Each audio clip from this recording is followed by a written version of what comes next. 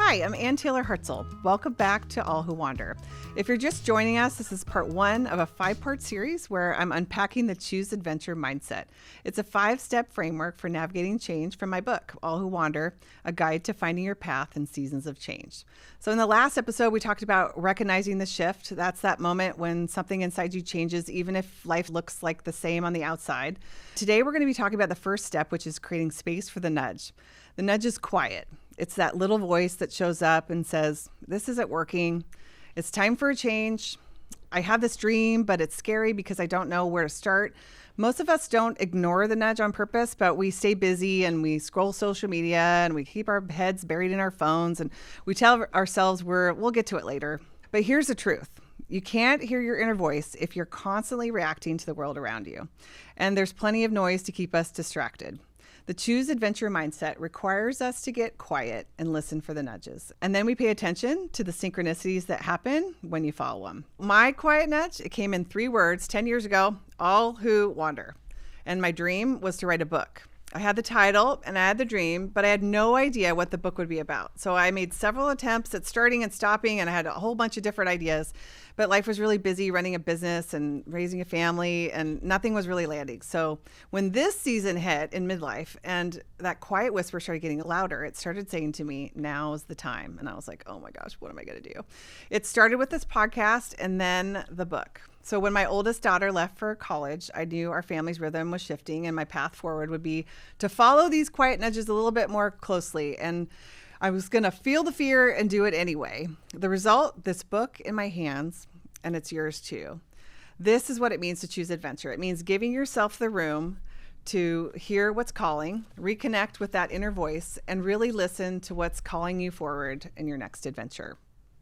I hear often from people, and I don't know what's next yet. And that is okay. That is what the Choose Adventure mindset, the framework is for. In the book, I have guided journal prompts and QR codes to podcast episodes you can listen to and get inspired. All the stories are different. And you can really unpack those stories and figure out what sounds right for me. I love journaling. And one of the first steps in hearing our quiet nudges is to get quiet and listen for the whispers. What we're going to do is we're going to do a little exercise here. We're going to close our eyes and take a few deep breaths. You can also do this in a walk or sit in meditation, whatever you do to calm and reset yourself. So we're going to do some deep breaths, and then we're going to come back to a question I want you to think about. So, all right, here we go.